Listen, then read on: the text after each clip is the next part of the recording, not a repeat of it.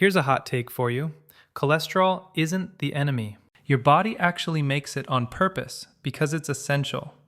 The real issue is how it's carried in your blood and where it ends up over time. Today, I'll explain high cholesterol in plain English, what it is, what doctors mean by LDL and HDL, and debunk the common myths that surround this topic. So what exactly is cholesterol, and why does your body need it?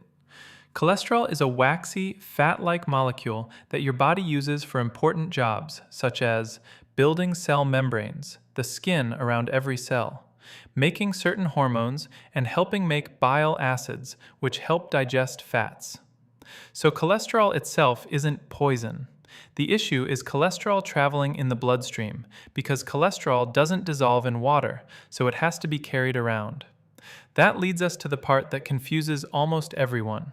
LDL and HDL. Which one is good and which one is bad, and what's it mean in practical terms? LDL and HDL aren't cholesterol, they're carriers. When you hear LDL cholesterol or HDL cholesterol, it sounds like there are different kinds of cholesterol, but LDL and HDL are more like delivery vehicles, tiny particles that move fats and cholesterol through your blood. Here's a helpful mental picture. LDL is like a delivery truck that brings cholesterol from the liver out to the body. HDL is like a cleanup or recycling truck that helps move cholesterol away from tissues and back toward the liver.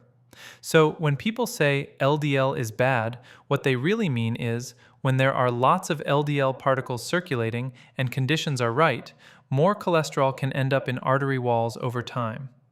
HDL is often called good, but it's more accurate to say it's associated with protective patterns in the body. It's not a magic shield, and doctors interpret it as part of a bigger picture. Knowing the difference between HDL and LDL doesn't answer the big question, which is, what does high cholesterol actually mean when a doctor says it? In healthcare, high cholesterol usually means your blood test shows a pattern, often higher LDL, sometimes higher triglycerides, sometimes lower HDL, suggesting your body is transporting fats in a way that may increase long-term risk for artery disease.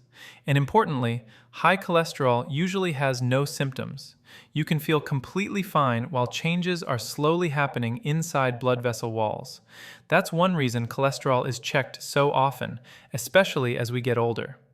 At a population level, cholesterol-related patterns are common in adults, and they become more common with age, which is why you'll hear it discussed so frequently in routine care.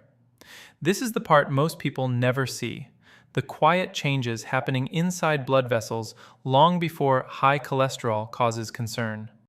Here's the core biology, without the scary language. Your arteries are not rigid pipes. They're living tissue with an inner lining that's meant to stay smooth. Over many years, a few things can happen. 1. LDL particles circulate in the blood. 2. Under certain conditions, LDL can move into the artery wall. 3. The body may treat that as something that shouldn't be there and start an inflammatory response, like a slow, smoldering cleanup effort. Over time, this can contribute to a buildup called plaque. Plaque isn't just fat. It's a buildup of cholesterol, inflammatory cells, connective tissues, and sometimes even calcium. It's less like oil coating the inside of a pipe and more like rust forming inside.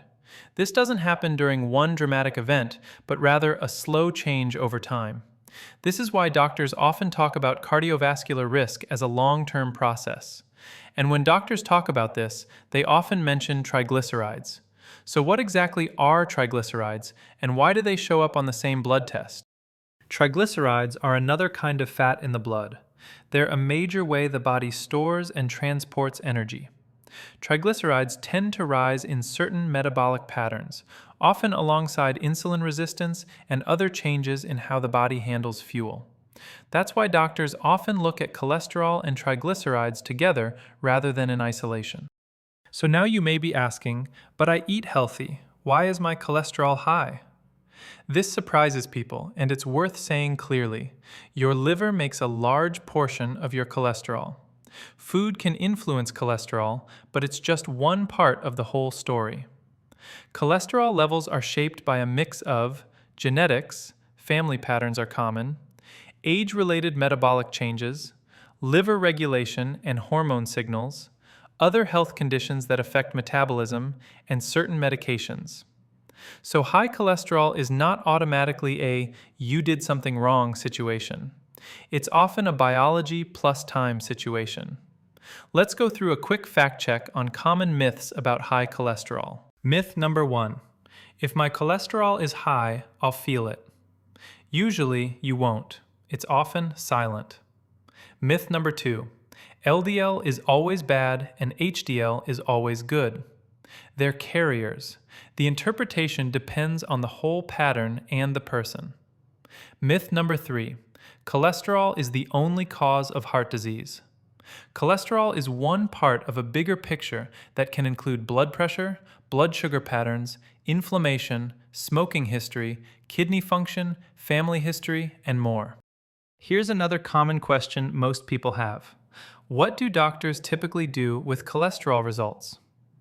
When a clinician looks at a cholesterol panel, they're usually asking, what is the overall pattern? LDL, HDL, triglycerides. Has this changed over time? What is this person's overall cardiovascular risk profile? Are there other reasons cholesterol might be elevated? What prevention options make sense for this person? So it's rarely just one number. It's usually trend plus context. To summarize, if you've been told you have high cholesterol, try to hear it as information, not a verdict. It's a common pattern, it often has no symptoms, and it's something clinicians think about in the big picture of long-term health.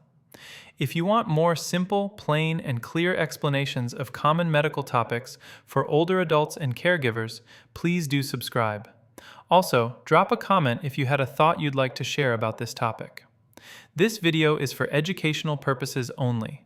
It's not medical advice, and it can't diagnose or treat anything.